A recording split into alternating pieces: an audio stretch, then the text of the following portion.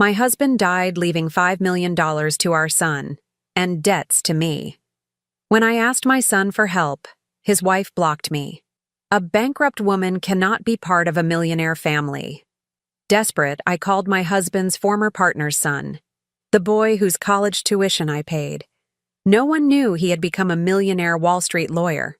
When the 18 black cars pulled up in front of the house, he said just one sentence: "I'm glad to have you here. Follow my story until the end and comment the city you're watching from, so I can see how far my story has reached. My name is Norma, and I never thought I would find myself standing on my own son's doorstep, begging for help." At 70 years old, with arthritis making my hands shake and my heart medication barely keeping me upright, I clutched the eviction notice in my trembling fingers as I rang the doorbell of Marshall's mansion. The house stood before me like a monument to everything I had lost. Georgian columns, manicured gardens, a circular driveway with 2 luxury cars parked like sentinels. This was the life my husband Robert had built, the life our son now enjoyed while I faced losing everything. The door opened, and there she was, Kinsley. My daughter-in-law's perfectly styled blonde hair caught the afternoon sunlight, her designer clothes pristine as always. But it was her expression that made my stomach drop, that look of barely concealed disgust, as if I were something unpleasant she had found on the bottom of her shoe. "Norma." Her voice was flat, emotionless. "What are you doing here?" "I need to speak with Marshall," I said, trying to keep my voice steady. "It's important." She crossed her arms, her diamond bracelet catching the light. The same bracelet I had helped Robert pick out for her last Christmas. "He's busy. Please, Kinsley, I just need a few minutes." I held up the notice with shaking hands. "I'm going to lose the apartment, the medical bills from Robert's treatment. They're demanding payment and I—" "Stop right there." Her voice cut through my explanation like a blade. "Let me make something very clear to you, Norma. Bankrupts can't be here." The words hit me like a physical blow. I actually took a step backward, nearly stumbling on the pristine marble steps. "Excuse me?" I whispered. Kinsley stepped out onto the porch, closing the door behind her as if to prevent my desperation from contaminating her perfect home. "You heard me. A bankrupt woman cannot be part of a millionaire family. It's embarrassing." I felt my knees go weak. This was my son's wife, the woman I had welcomed into our family, the mother of my grandchildren. "Kinsley, please. I'm not asking for charity, Robert's will. Surely there was something—" She let out a laugh that sounded like breaking glass. "Oh, there was something all right. Debts. Lots and lots of debts. Medical bills, business loans, credit card payments. Congratulations, Norma. Your husband left you quite the inheritance." My mouth went dry. "But Marshall inherited $5 million, yes, because Marshall is Robert's son, and he deserves to carry on the family legacy without being dragged down by financial irresponsibility." Financial irresponsibility? I could barely get the words out. I worked 2 jobs to help Robert build his business. I took care of his father when he was dying. You what? Made coffee and answered phones? Norma, please.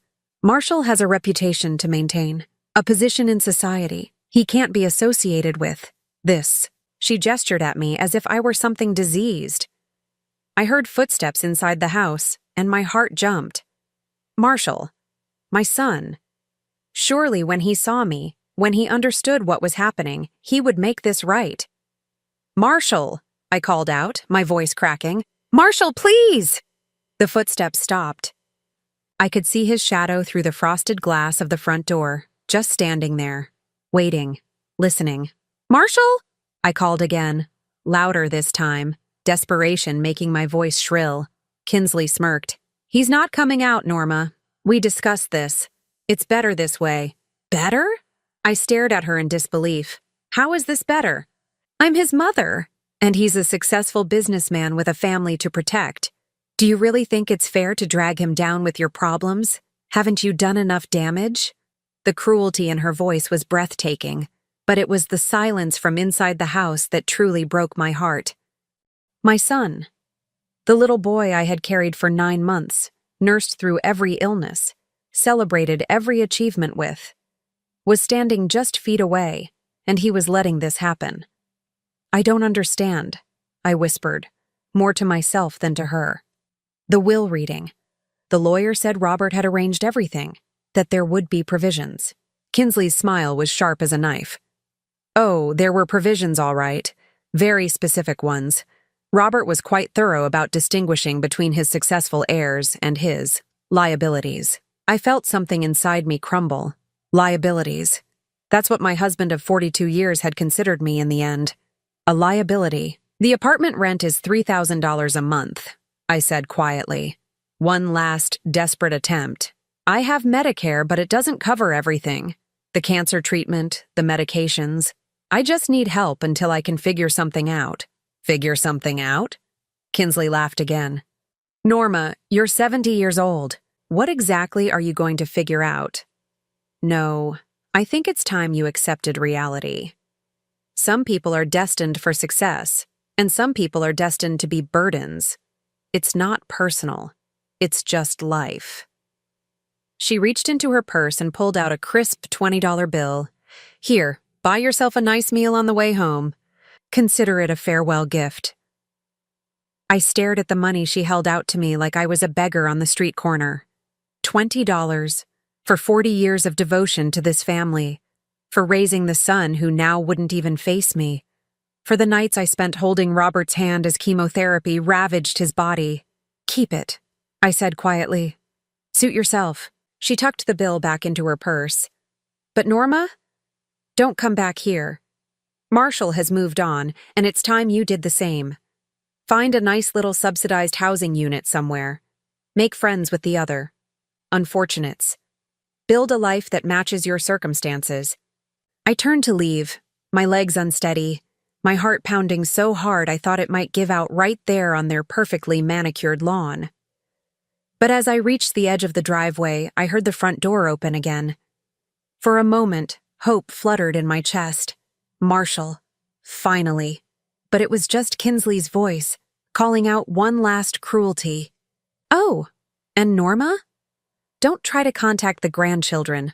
I won't have them exposed to this kind of instability. It wouldn't be fair to them. The door slammed shut with a finality that echoed in my bones. I made it to my old Honda before the tears came. 42 years of marriage, 35 years of motherhood, and this is how it ended. Sitting in a rusted car in front of my son's mansion, sobbing like a child while my arthritic hands fumbled with the keys. As I drove away, I caught a glimpse of movement in an upstairs window. Marshall, watching from behind the curtains as his mother disappeared from his life forever, or so he thought. The eviction notice arrived exactly 7 days after my visit to Marshall's house. 7 days of hoping the phone would ring, that my son would come to his senses and remember the mother who had sacrificed everything for him. 7 days of checking my mailbox for some sign that Robert had left me more than crushing debt and humiliation.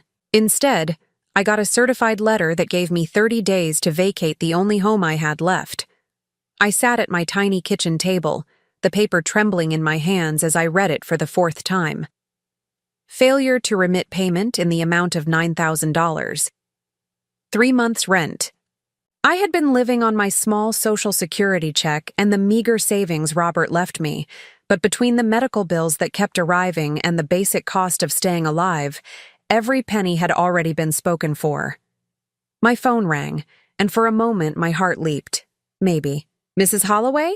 This is Jennifer from Med Bill Services. I'm calling about your outstanding balance of $14,600 for your husband's oncology treatments. I closed my eyes. I told you already. I'm waiting for the estate to settle.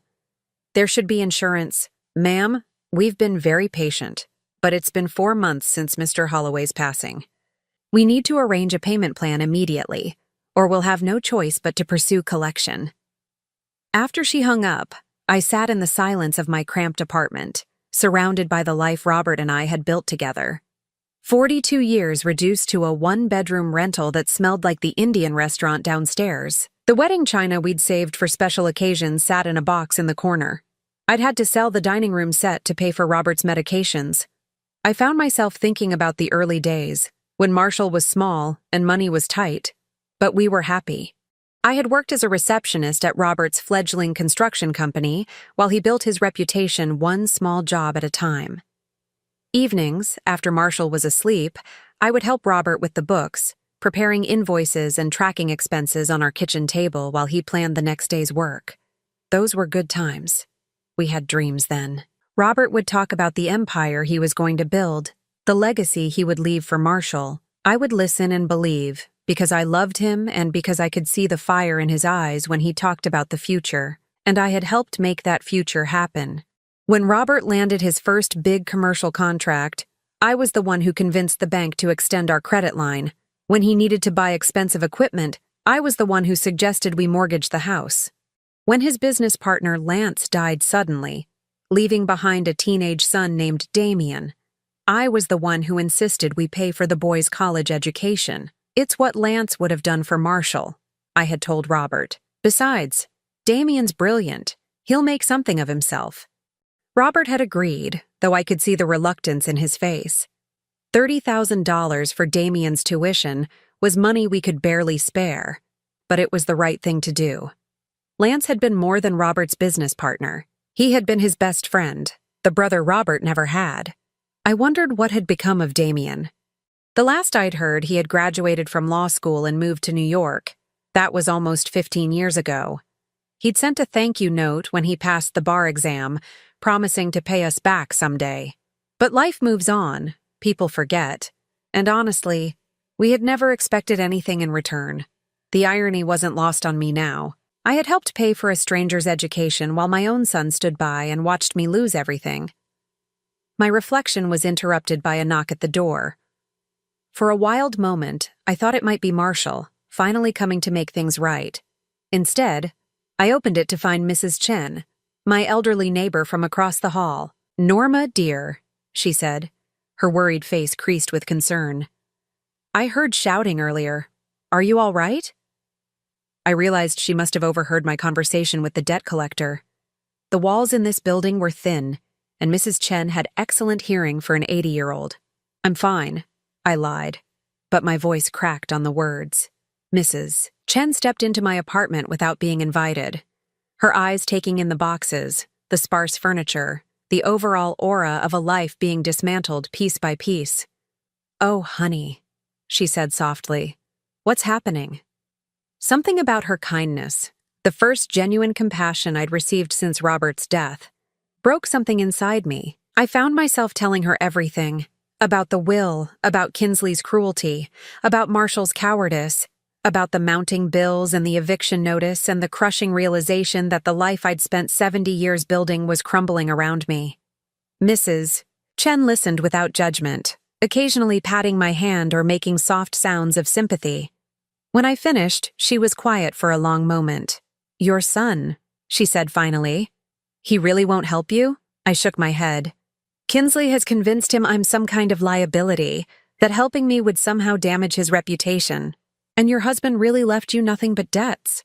"According to the lawyer, yes. Everything went to Marshall. The business, the investments, even the house we lived in for 20 years. Robert had transferred it all to Marshall's name before he died, supposedly for tax purposes." Mrs. Chen frowned. "That doesn't sound right, dear. In my experience, men don't usually leave their wives with nothing, especially after 40 years of marriage." "Robert was sick for so long," I said tiredly. Maybe he wasn't thinking clearly, or maybe Kinsley influenced him somehow. She was always there during his treatments, being so helpful, so caring. I thought it was wonderful at the time, my daughter-in-law taking such good care of her father-in-law. But even as I said it, something nagged at me. Kinsley had indeed been very involved in Robert's care during those final months. She had driven him to appointments when I was too exhausted to function, had handled communications with his doctors and lawyers. I had been grateful for her help, so overwhelmed with grief and fear that I hadn't questioned her sudden dedication to her dying father-in-law. Now I wondered if there had been more to her helpfulness than family loyalty.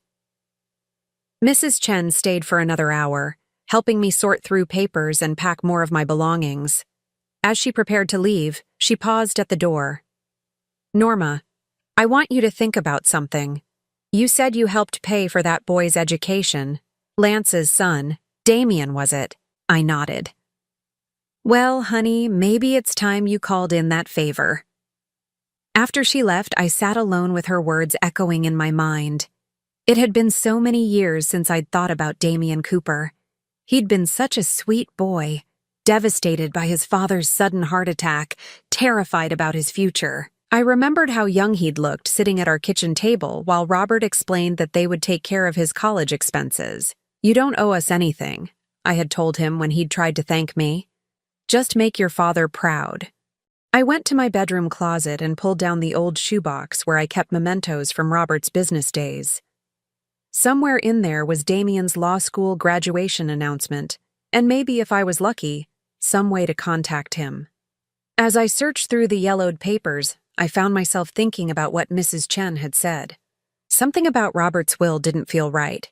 My husband had his faults, but he wasn't cruel. Even if Kinsley had influenced him, even if he'd been confused by medication or fear, would he really have left me with nothing? For the first time since the will reading, I felt a tiny spark of something that wasn't despair. It might have been hope, or it might have been the beginning of something much more dangerous. I found Damien's business card tucked between my old address book and a stack of Christmas cards from years past. The paper was cream-colored, expensive-looking, with embossed lettering that read, Damien Cooper, Esquire Corporate Law, Goldman, Sachs & Associates, Wall Street, New York. My hands shook as I held it. This couldn't be the same sweet boy I remembered, could it? The one who used to help me carry groceries when he visited his father at Robert's office? The teenager who cried at Lance's funeral while I held his hand and promised him everything would be okay? I had found the card 3 days ago, but it took me until now, sitting in my nearly empty apartment with another collection call still ringing in my ears, to work up the courage to dial the number. The phone rang once, twice. I almost hung up. Cooper Law Offices, this is Amanda speaking. How may I direct your call? My voice came out as a croak. I cleared my throat and tried again. I'm looking for Damien Cooper. My name is Norma Holloway. May I ask what this is regarding? It's personal. I'm an old family friend. Please hold while I check Mr. Cooper's availability. The wait felt endless. Soft classical music played while I rehearsed what I would say.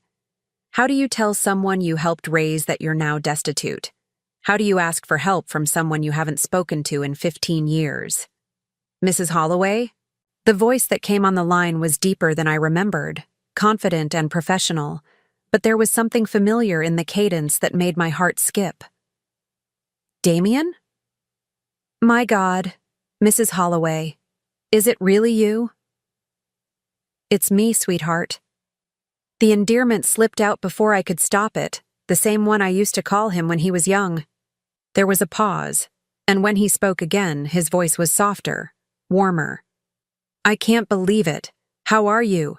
How's Mr. Holloway? It's been years. The kindness in his voice nearly undid me. I had to press my lips together to keep from crying right there on the phone. Robert passed away 4 months ago, Damien. Oh, Mrs. Holloway, I'm so sorry. I had no idea. Thank you. I took a shaky breath. Damien, I know this is going to sound strange, calling you out of the blue like this, but I need help. Of course, anything. What's going on? The concern in his voice reminded me so much of his father. Lance had been the same way, quick to offer help, slow to judge. It gave me the courage to continue. It's complicated. Robert's will. There were irregularities. I've been left with nothing but debts and my son. My son won't help me. Silence on the other end. Then, I'm sorry, did you say irregularities? The will left everything to Marshall, $5 million, and I inherited only the debts. Medical bills, business loans. The lawyer said it was all legal, but Damien, it doesn't make sense. Robert wasn't cruel. He wouldn't have left me with nothing. Mrs. Holloway, who handled the estate? What firm? Patterson, Williams & Associates. Do you know them? Another pause, longer this time. I know of them. Mrs. Holloway, I need to ask you something, and please don't take offense, but did anyone help Robert with his estate planning? Anyone who might have influenced his decisions?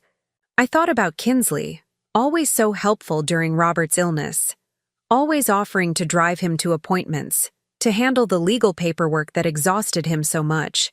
My daughter-in-law was very involved, I said slowly. Kinsley. She said she wanted to help, to take the burden off me while I was caring for Robert. I see. His tone had changed, become more alert. Mrs. Holloway, I want you to know that what you're describing, a spouse being completely cut out of an estate after 42 years of marriage, it's extremely unusual, suspicious even. Suspicious how? In most states, including yours, there are laws protecting surviving spouses. It's very difficult to completely disinherit a wife, even if someone wanted to. The fact that this happened, especially with someone else so closely involved in the process. He trailed off, but I could hear him thinking, processing the information like the lawyer he'd become. Mrs. Holloway, I need to ask you something else. Do you trust me? Of course I do. Then I want you to listen very carefully. Don't sign anything else. Don't agree to any payment plans or settlements. Don't make any decisions about your living situation. Can you do that for me? Damien, I'm being evicted. I have 23 days to find somewhere else to live. I understand. But I think there's more to this story than what you were told. I'm going to make some calls, do some research. In the meantime, I'm going to wire you some money to cover your immediate expenses. No, the word came out sharper than I intended. Damien, I didn't call you for money. I didn't know who else to talk to. Mrs. Holloway. His voice was gentle but firm. Do you remember what you told me when I tried to thank you for paying for college? I wiped my eyes, remembering. I said you didn't owe us anything. That's right. And you know what you said after that? I smiled despite myself. I said to make your father proud. Well, I did. I made him proud. And I made you proud too, I hope. I became exactly the kind of lawyer who helps people when they're being taken advantage of. So please let me help you now. Not because I owe you, because I love you. You were more of a mother to me during those years than anyone else. The tears came then, hot and unstoppable. For the first time since Robert died, someone was treating me like I mattered, like I deserved help, like I was worth something. Damien, I managed through my sobs. There's something else. About the will. The lawyer, Mr. Patterson. He seemed nervous. He kept looking at my daughter-in-law during the reading, like he was waiting for her approval or something. Interesting. I could hear papers rustling on his end. Mrs. Holloway, I'm going to need you to gather every document you have related to Robert's death and the estate. Medical records, legal documents, anything Kinsley might have signed on Robert's behalf. Can you do that? Yes, good. I'm also going to need the exact dates of when Robert signed his will and any amendments. If Kinsley was as involved as you say, there should be a paper trail. Damien, what are you thinking? I'm thinking that maybe your husband didn't betray you after all. I'm thinking someone else did. The possibility hit me like electricity. Could it be true? Could Robert have been manipulated, coerced somehow into signing documents that went against his true wishes? It seemed impossible, but then again, so had Marshall's abandonment.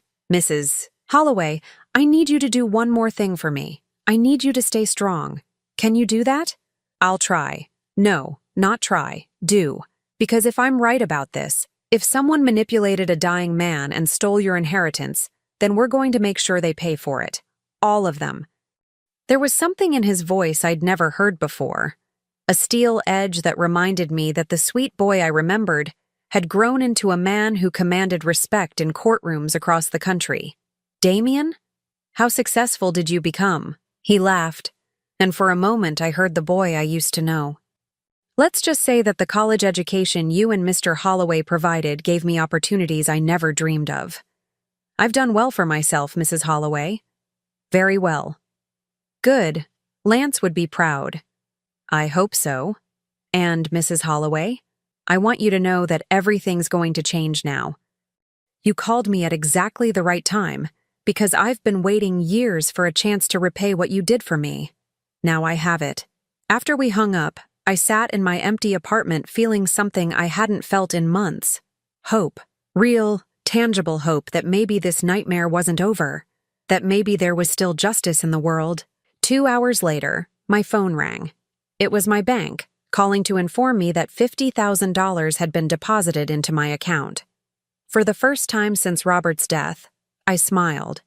3 weeks later, I sat across from Damien in his Manhattan office, and I could barely believe the man he'd become. Gone was the uncertain boy who used to help me with groceries. In his place sat a confident, impeccably dressed attorney whose corner office overlooked Wall Street. The boy I'd helped raise had grown into someone who clearly commanded both respect and significant resources. But when he smiled at me, I could still see traces of the teenager who used to call me Mom Number 2 when he thought no one was listening. "Mrs. Holloway," he said, setting down a thick folder of documents. "I have good news and bad news. Which would you like first?" "The bad news. I've gotten used to it." His expression grew serious. "The bad news is that what happened to you was definitely not an accident. It was carefully orchestrated fraud. Your daughter-in-law, working with the attorney who handled Robert's estate, manipulated a dying man into signing documents that violated both his original wishes and state law." The words hit me like a physical blow, even though I'd suspected as much. "And the good news?" Damien smiled, and there was something predatory in it. "The good news is that they were incredibly sloppy about it. They left a paper trail that a first-year law student could follow." "Us?" He opened the folder and spread documents across his mahogany desk. "Let me walk you through what really happened during your husband's final months." I leaned forward, my heart pounding.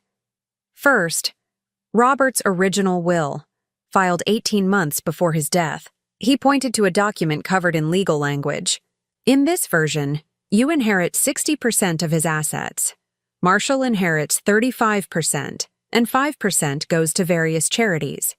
Standard, sensible estate planning for a man who loved his wife." Then what happened? Then Robert got sick, and Kinsley stepped in to help. As Damien's tone made it clear what he thought of her assistance. 3 months before Robert died, she convinced him that his affairs were too complicated for you to handle while you were caring for him. She offered to take over communications with his lawyer. He pulled out another document. "This is a power of attorney, signed by Robert, giving Kinsley the right to handle his legal affairs. Perfectly legal, and on the surface, it looks like the action of a caring daughter-in-law. But look at the date." He pointed to the signature line. "This was signed on February 15th. Do you remember what happened that day?" I thought back, my mind foggy with grief and exhaustion. February 15th. That was the day Robert had his worst episode with the pain medication. He was completely out of it, barely conscious. Exactly. I pulled his medical records. According to his oncologist, Robert was on a morphine drip that day for pain management. He was in no condition to understand complex legal documents, much less sign them. The realization made my stomach turn. She took advantage of him while he was drugged? It gets worse. Damien pulled out more papers. 2 weeks later, with her new power of attorney, Kinsley met with Robert's lawyer, without you present, to update his estate plan. She claimed Robert was worried about tax implications and wanted to restructure everything. "What kind of restructuring?" "The kind that left you with nothing." Damien's voice was ice cold. She convinced Patterson, that's the lawyer, that Robert wanted to protect his business legacy by transferring everything directly to Marshall. She said you had agreed to it, that you preferred a simple arrangement, without the burden of managing complex assets. I stared at him in disbelief. "I never said any such thing." "I know, because I have the real documentation." He pulled out yet another folder, this one marked with the logo of a different law firm. "Mrs. Holloway, did Robert ever mention updating his will to you?" "No. He always said the original will was fine, that he trusted me to make good decisions about Marshall's inheritance when the time came." That's what I thought. Because 3 days before Kinsley obtained her power of attorney, Robert met privately with a different attorney, someone Kinsley knew nothing about. My heart started racing. "What do you mean?" "I mean your husband suspected something was wrong." He reached out to an old friend of mine, Daniel Morrison, who specializes in protecting assets from family manipulation. Robert wanted to create what's called a fail-safe will, a backup document that would override any changes made to his estate if those changes were made under questionable circumstances. Damien opened the folder and pulled out a document I'd never seen before. Mrs. Holloway, this is your husband's true final will. The one he signed when he was fully competent, without any outside influence. I took the papers with shaking hands. The legal language was complex, but the numbers at the bottom were clear enough. According to this will, I was to inherit $4 million, Marshall would receive $1.5 million, and the remaining assets would be placed in trust for my grandchildren. I don't understand, I whispered. If this exists, why wasn't it read instead of the other one? Because Robert died before he could file it with the court or inform his original lawyer. The only copies were with Daniel Morrison, who had no idea Robert had passed away until I contacted him last week. I felt dizzy. All this time, I'd been mourning not just my husband's death but his betrayal. The crushing belief that the man I loved for 42 years had abandoned me in his final act. This means Robert never betrayed you. This means he was trying to protect you from exactly what ended up happening. The tears came then, a mixture of relief and rage so intense I thought I might be sick. So what do we do now? Damien's smile was sharp as a blade. Now we prove that the will Kinsley and Patterson used was obtained through fraud. We show that Robert lacked the mental capacity to sign a power of attorney on February 15th. We demonstrate that the entire estate proceeding was based on forged or illegally obtained documents. And then we take back what was stolen from you. All of it, plus damages for what you've suffered. I thought about the months of poverty, the eviction notices, the humiliation of begging my own son for help. What about Marshall? He didn't know, did he? Damien's expression softened slightly. Based on my investigation, I don't think Marshall was actively involved in the fraud. But he benefited from it, and he chose to abandon you when you needed help. He'll have to face the consequences of both. And Kinsley orchestrated the theft of $4 million from a vulnerable widow. In some states, that's not just fraud. It's elder abuse. She could face criminal charges. The thought of my daughter-in-law in handcuffs should have given me satisfaction, but instead, I just felt tired and angry and ready for justice. Damien, there's something else I need to tell you. About Marshall's house. What about it? It used to be mine and Robert's. We lived there for 20 years, raised Marshall there. But Robert transferred the deed to Marshall about a year before he died, supposedly for tax reasons. Damien's eyebrows shot up. When, exactly? Last November, Kinsley said it would save money on estate taxes. Mrs. Holloway, do you know what your house was worth? Robert always said it was worth about $800,000. Try $1.2 million. And transferring it wasn't about taxes. It was about hiding assets from you. Damien made notes on a legal pad. This keeps getting better and better. Better? For our case. Every asset they moved, every document they forged, every lie they told, it's all evidence. Mrs. Holloway, when we're done with this, you're not just going to get your inheritance back. You're going to get justice. He leaned back in his leather chair, studying me carefully. I need to prepare you for something, though. When we move against them, and we will move against them, it's going to be dramatic, public. Your son is going to learn some very uncomfortable truths about his wife. Your family is going to be forced to confront what they did to you. I understand. Do you? Because once we start this, there's no going back. Marshall might never forgive you for destroying his marriage, even if Kinsley deserves it. I thought about my son, standing silently behind his front door while his wife humiliated me on his doorstep. About the grandchildren I'd been forbidden to see. About the months of struggling to survive while he enjoyed the fruits of money stolen from me. Damien, I said quietly. Marshall stopped being my son the day he let Kinsley throw me out like garbage. Whatever relationship we had left, she destroyed it already. Then we're going to make sure everyone knows exactly what kind of people they really are. As I left Damien's office that day, I felt something I hadn't experienced in years. Power. Real power. The kind that comes from having truth and justice and considerable resources on your side. Kinsley thought she was so clever, manipulating a dying man and discarding his widow. Marshall thought he was safe in his mansion, enjoying stolen wealth while his mother struggled to survive. They had no idea what was coming for them.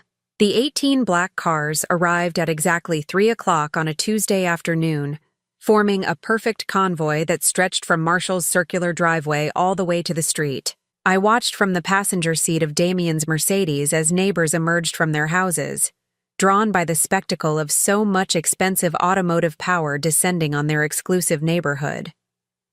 "Are you ready for this, Mrs. Holloway?" Damien asked, adjusting his tie in the rearview mirror. Behind us, I could see his team of associates and investigators emerging from their vehicles, each carrying briefcases and files that contained months of carefully gathered evidence. "I've been ready for this since the day Kinsley slammed the door in my face," I said, surprised by the steadiness of my own voice. The front door of the house opened before we even reached it. Marshall appeared first, his face pale and confused as he took in the sight of the convoy. Behind him, Kinsley pushed past, her perfectly styled hair slightly disheveled, her usual composure cracking as she recognized me walking up the path she'd forbidden me to cross. "What the hell is this?" she demanded, but I could hear the fear beneath her bravado.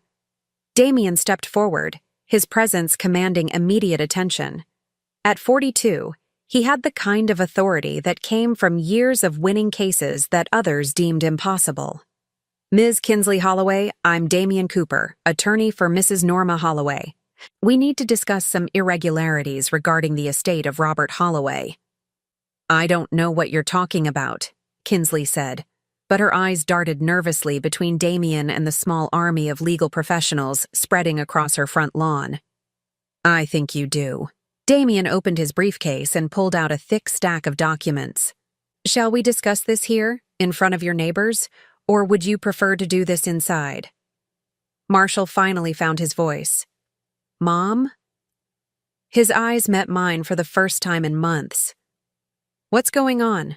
"What's going on," I said, my voice carrying clearly in the afternoon air, "is that your wife stole my inheritance, manipulated your dying father, and left me to struggle with nothing while you both enjoyed money that was rightfully mine." The color drained from Marshall's face. "That's impossible. Dad's will—" "Your father's will was forged," Damien interrupted smoothly. "Or rather, the power of attorney used to change it was obtained through fraud. Mrs. Kinsley Holloway convinced your father to sign legal documents while he was heavily medicated and incapable of understanding what he was agreeing to. That's a lie." Kinsley's voice had risen to a near shout. "Robert wanted everything to go to Marshall. He told me so himself." "Really?" Damien pulled out another document. "Because this is a recording of your conversation with James Patterson, the estate attorney, made on March 3rd of last year. Would you like me to play it for everyone to hear?" Kinsley went very still. "I don't know what you think you have. I have you admitting that Robert was confused about his estate decisions. I have you instructing Patterson to ensure that the old woman, that would be Mrs. Holloway, wouldn't complicate things for Marshall. I have you explicitly stating that Robert's original will needed to be updated to reflect current realities." Marshall looked like he might be sick. "Kinsley, what is he talking about?" But Damien wasn't finished. "I also have medical records showing that Robert Holloway was on a morphine drip the day he supposedly signed the power of attorney. I have testimony from 2 nurses who state that he was semi-conscious at best during that entire week. You can't prove any of this," Kinsley said, but her voice lacked conviction. "Actually, I can." Damien gestured to one of his associates, who stepped forward with another file. "I have Robert's real final will, signed 3 days before your fraudulent power of attorney, witnessed by 2 attorneys and notarized. In this will, his true last wishes, Mrs. Norma Holloway inherits $4 million, Marshall inherits $1.5 million, and the rest goes into trust for the grandchildren." The words hit Marshall like physical blows. He actually staggered backward, catching himself against the doorframe. "$4 million? But the lawyer said there wasn't enough money." "The lawyer lied," I said quietly. "Just like your wife lied. Just like you chose to believe their lies rather than help your own mother." "I didn't know," Marshall whispered. Mom, I swear I didn't know. Didn't know what? That your wife was a manipulative thief? Or that you were perfectly willing to let me become homeless while you lived in luxury? Kinsley suddenly lunged forward, her composure completely shattered. You can't prove anything. Robert was my father-in-law. I had every right to help him with his affairs.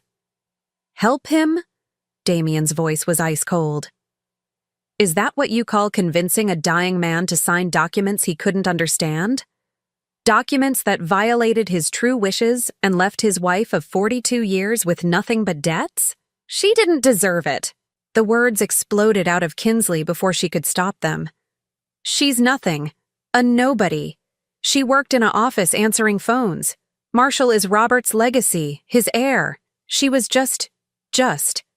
Just what? I asked quietly. Just his wife? Just the woman who worked 2 jobs to help him build his business? Just the mother who raised his son? But Kinsley was beyond rational thought now. You think you're so innocent. You think you deserve sympathy. But where were you when Robert was building his empire? Where were you when he needed real support, not just coffee and filing? I was working, I said simply. I was raising your husband. I was taking care of Robert's father when he was dying. I was doing everything a wife and mother is supposed to do while you were. Where were you, Kinsley? Oh, that's right. You didn't exist in our lives yet. Marshall was staring at his wife with growing horror. Kinsley, tell me you didn't do this. Tell me you didn't steal from my mother. I protected our family, she screamed. I protected our future. That money should go to people who matter, not to some washed-up old woman who— Stop. Marshall's voice cut through her tirade like a knife. Just stop talking. He turned to Damien, his face ashen. What happens now? Now, Damien said calmly. Mrs. Kinsley Holloway faces charges for elder fraud, document forgery, and theft. The fraudulent will is voided, and Mrs. Norma Holloway's rightful inheritance is restored. Additionally, she'll be seeking damages for the suffering she's endured due to this fraud. How much? Marshall's voice was barely audible. The inheritance itself is $4 million. The house you're living in, which was illegally transferred out of the marital estate, is worth $1.2 million. The emotional distress damages. Damien paused, consulting his notes. Well, let's just say your wife's actions have been very expensive. Kinsley looked around desperately, as if searching for an escape route. But she was surrounded by lawyers, investigators, and neighbors who had heard every word of her confession. This isn't over, she said finally, her voice shaking with rage. I'll fight this. I'll prove that Robert wanted— You'll prove what? Damien interrupted. That you convinced a drugged, dying man to sign documents that betrayed his wife? That you manipulated him while he was vulnerable? That you stole from a widow and left her homeless? He pulled out one final document, because this is a restraining order, preventing you from disposing of any assets or leaving the state while this case proceeds. Your bank accounts are frozen as of this morning. The blood drained from Kinsley's face. You can't do that. I already did. Damien's smile was predatory. You see, Kinsley, you made one crucial mistake. You thought Mrs. Holloway was powerless. You thought she had no one to fight for her. You forgot that sometimes the people you dismiss as worthless turn out to have very powerful friends. He gestured to the convoy of cars, to the team of lawyers and investigators, to the very obvious display of legal and financial resources arrayed against her. Mrs. Norma Holloway didn't just help pay for my college education. She gave me a home when I had nowhere else to go. She showed me what family really means. And I've spent the last 15 years building the kind of practice that specializes in destroying people like you. The silence that followed was deafening. Even the neighbors who had gathered to watch the spectacle seemed frozen, stunned by the magnitude of what they'd witnessed. Finally, Marshall spoke. Mom, he said quietly, I'm sorry. I'm so sorry. I looked at my son, really looked at him, for the first time in months. I could see the boy I'd raised struggling with the man he'd become, the shame and guilt warring with relief that the truth was finally out. I know you are, I said. but sorry isn't enough. Not anymore. Because while part of me felt vindicated, another part of me realized that this victory came at a terrible cost. I had gotten justice, but I had lost my family in the process. Marshall would never forgive himself for what he'd allowed to happen. And Kinsley. Well, Kinsley would never forgive any of us for destroying the life she'd built on lies.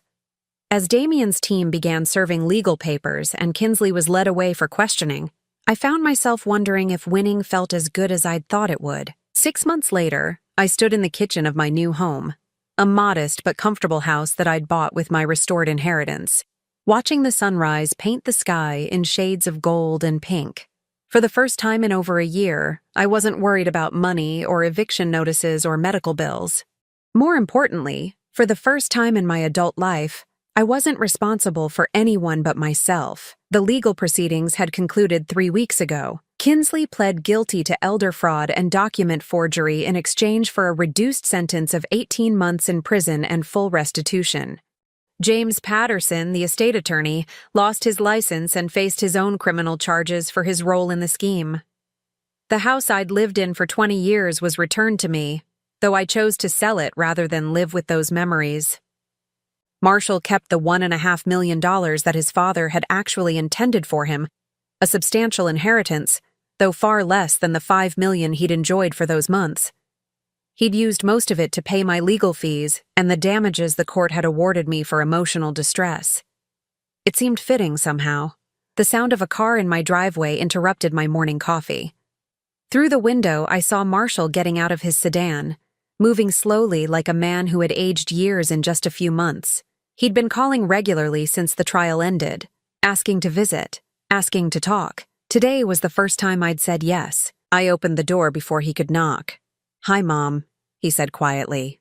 "Thank you for agreeing to see me." He looked older, thinner. The stress of the divorce proceedings. Kinsley had tried to take half of his remaining assets before fleeing to her mother's house in Arizona, had taken its toll. But there was something different in his eyes. Something that reminded me of the boy he used to be before Kinsley shaped him into someone I didn't recognize. "Come in," I said, stepping aside. "Coffee's fresh." We sat at my kitchen table in uncomfortable silence for several minutes. Marshall stared into his cup as if it might provide answers to questions he didn't know how to ask. "The house looks good," he said finally. "Peaceful." "It is." I studied his face, looking for signs of the man who had let his wife humiliate me, who had stood silently while I begged for help. "How are the children?" His face crumpled slightly. "They're confused. They don't understand why Mommy had to go away, why we had to move out of the big house. Emma keeps asking when she can see Grandma Norma again." The mention of my granddaughter, the little girl I'd been forbidden to see for so many months, sent a sharp pain through my chest. But I kept my expression neutral. "And how are you handling that?" I tell them the truth, in terms they can understand. That Mommy made some very bad choices and hurt people she should have protected. That actions have consequences. He looked up at me, his eyes red-rimmed. I tell them about my mother, who I should have protected but didn't. "Marshall, no, please. Let me say this. He set down his coffee cup with shaking hands. "I've been going to therapy, trying to understand how I became the kind of man who could abandon his own mother. Trying to figure out when I stopped being your son and started being Kinsley's puppet." I waited, saying nothing. "The therapist says it was gradual. That Kinsley isolated me from you systematically, convinced me that your values were old-fashioned, that your expectations were unreasonable. She made me believe that successful people like us, had different obligations than regular families. And you believed her. I wanted to believe her. The admission came out like a confession. Because it was easier than admitting that I was becoming someone Dad wouldn't recognize. Someone you didn't raise." He reached into his jacket and pulled out an envelope. "I wrote you a letter, trying to explain, to apologize.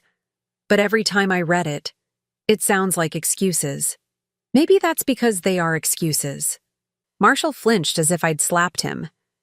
"Maybe they are. Maybe there's no excuse for what I did." But Mom, I need you to know that when Kinsley told me you were asking for money, she said you were trying to guilt me into supporting your lifestyle choices.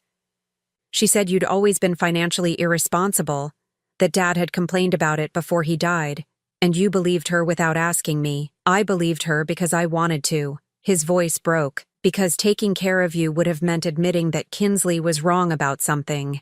And I couldn't do that, because my whole life was built on believing she was always right. I sipped my coffee, letting the silence stretch between us.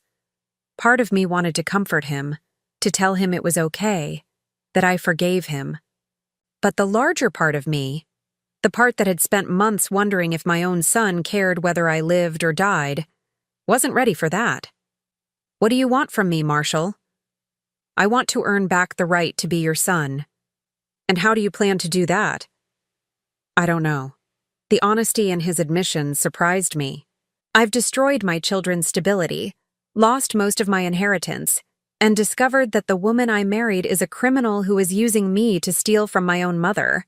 I don't even know who I am anymore, much less how to fix what I've broken. For the first time since he'd arrived, I felt a flicker of something like sympathy. The children. How are they really? They're resilient. Kids always are. Emma talks about you all the time, asks when we can visit Grandma's new house. Jake is younger, but he remembers your voice, asks for Grandma's stories at bedtime. My throat tightened. I'd missed so much of their lives already. I was thinking, Marshall continued carefully, maybe you'd like to see them sometime, when you're ready. If you're ready. Without Kinsley around to forbid it? Kinsley has no say in anything anymore. The divorce is final next month and I have full custody. He paused, seeming to gather himself. She showed her true colors during the proceedings.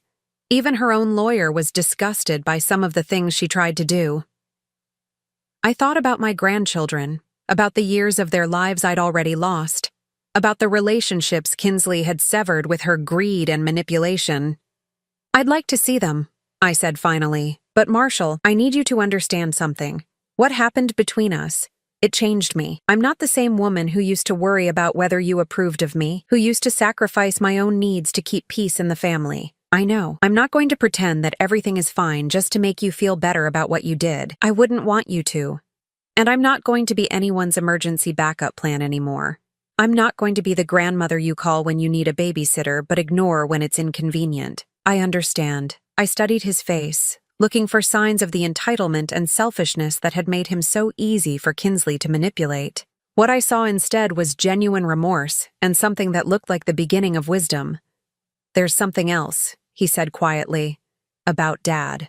What about him? I found some of his old papers when I was cleaning out the house, personal things that weren't part of the estate. There were letters he wrote but never sent, including one to you. He pulled another envelope from his jacket, this one yellowed with age. He wrote it about a month before he died, I think. I think he knew what Kinsley was doing, but he was too weak to fight it. With trembling hands, I took the letter and opened it. Robert's familiar handwriting, shaky from illness but still recognizably his, covered 2 pages. The words blurred as I read them, but the meaning was clear. He had loved me until the end. He had been sorry for being too sick to protect me. He had trusted that Marshall would take care of me when he was gone. He had been wrong about our son, but he had never stopped loving me. He asked me to make sure you were taken care of, Marshall said softly. In the letter, he talks about how proud he was of the woman you'd become, how grateful he was for everything you'd sacrificed for our family. He said I was lucky to have you as a mother, and that he hoped I would be worthy of your love. I wiped my eyes, folding the letter carefully. Thank you for bringing this to me. I failed him, didn't I? Failed you both. Yes, I said simply. You did. Marshall nodded, accepting the judgment without argument. Can I ask you something, Mom? What? Do you think it's possible for someone to come back from something like this? To earn forgiveness? I thought about Damien, about the scared, grieving boy who had grown into a man of integrity and strength. I thought about the choices that define us, about the possibility of redemption, about the difference between being sorry and being changed. I think, I said carefully, that forgiveness isn't something you earn. It's something you receive as a gift, if and when the person you've wronged decides to give it. And do you think you'll ever be ready to give that gift? I looked at my son, really looked at him, and for the first time in months, I saw traces of the boy I'd raised. Not the man Kinsley had molded, but the child who used to bring me dandelions and call them flowers, who used to curl up next to me during thunderstorms, who used to tell me I was the best mom in the world. I think, I said slowly, that's going to depend on who you choose to be from now on. Marshall nodded, understanding that this was not absolution but possibility. Would it be okay if I brought the kids by this weekend, just for an hour or so? I smiled for the first time since he'd arrived. I'd like that. After he left, I sat on my porch swing, watching the sun climb higher into a cloudless sky. For the first time in my adult life, I had no one to take care of but myself. No husband to worry about, no son to enable, no family drama to manage. It was terrifying and liberating in equal measure. I thought about the woman I'd been before Robert got sick. Always busy, always caring for someone else, always putting my own needs last. That woman was gone, buried alongside the illusions I'd held about family loyalty and unconditional love. In her place was someone harder but wiser. Someone who understood that love without boundaries is just enabling. Someone who knew that forgiveness without change is meaningless. Someone who had learned, finally, that the most important person to take care of was herself. The future stretched ahead of me, uncertain but full of possibility. Maybe Marshall would prove worthy of a second chance. Maybe he wouldn't. Maybe my grandchildren and I would build the relationship that Kinsley had tried to destroy. Maybe we wouldn't. But for the first time in my 70 years, those outcomes didn't depend on my willingness to sacrifice myself for others. They depended on other people proving they deserved a place in my life. And that, I realized as I rocked gently in the morning sun, was exactly as it should be. Now I'm curious about you who listened to my story. What would you do if you were in my place? Have you ever been through something similar? Comment below. And meanwhile, I'm leaving on the final screen 2 other stories that are channel favorites, and they will definitely surprise you. Thank you for watching until here.